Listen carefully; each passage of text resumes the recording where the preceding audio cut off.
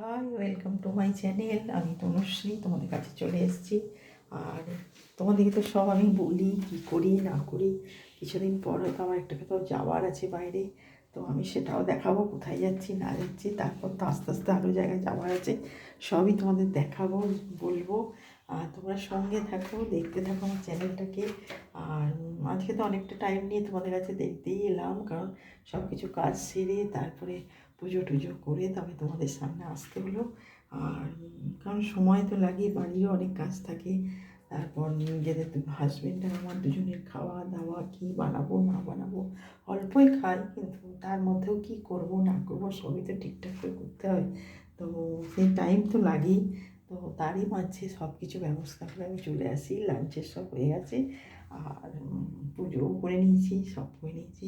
আর তোমাদের কাছে এলাম, তো তোমাদেরও কিছু বলতে ইচ্ছা করে, কিছু দেখতে ইচ্ছা করে।